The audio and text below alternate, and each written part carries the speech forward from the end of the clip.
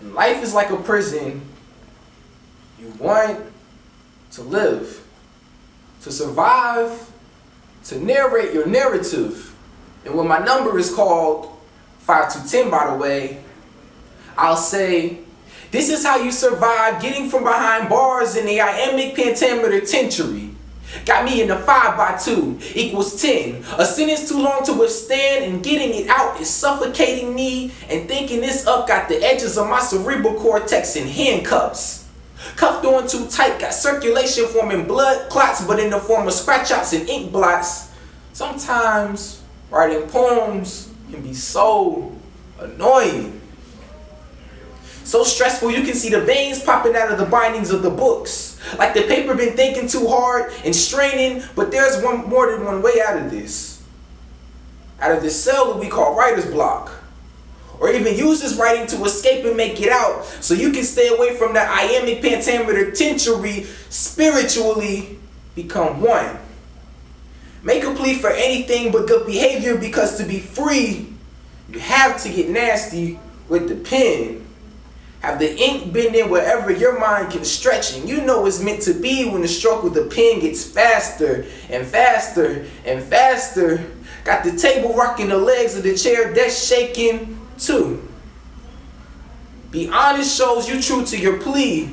Got these merc for perk anti-writers that don't have bonds because they don't have the cohesion to keep themselves together. Often falling while calling for a hearing, but we all know that justice is death and only sees as far as the verdict can turn it. 3.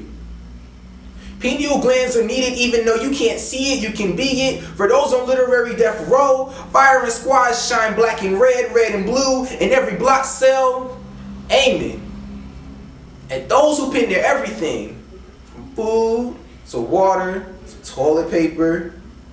Makes you feel more than institutionalized, makes you feel liberated. 4. The greater good, the greater bad gotta go. 5. Fingers be a hold hand to hold an instrument for your escape and your release. Hold it tight and hope you don't drop it. Your iambic pentameter is always prone to prison rape. So write it in ink, cause the eraser could invade your graphite engraving, encompassing enlightenment. Number 5 to 10. Your stanzas are measured in newtons. Sir, your first name could be Isaac, and you often say that faith consists of believing when it is beyond the power of reason to believe, like Voltaire. You say tears are the silent language of grief, that it's hard to free fools from the chains that they revere. And that teardrops used to mean you experienced and suffered. Now everybody's branded with them because they're too scared to cry. Scared to speak that silent language and fear that justice will never hear them speak a dialect. That maybe those spiral squads will drown out the flow from running ink. Hope that my stanzas can run 4 flats and speak at high decibels. But until then, I'm secluded in a writer's block inside of an iambic pentameter century.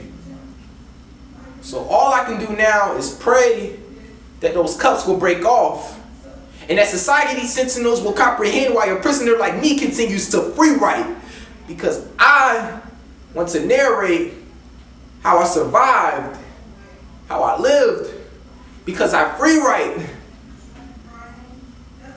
But until then, my injustice bleeds red and blue.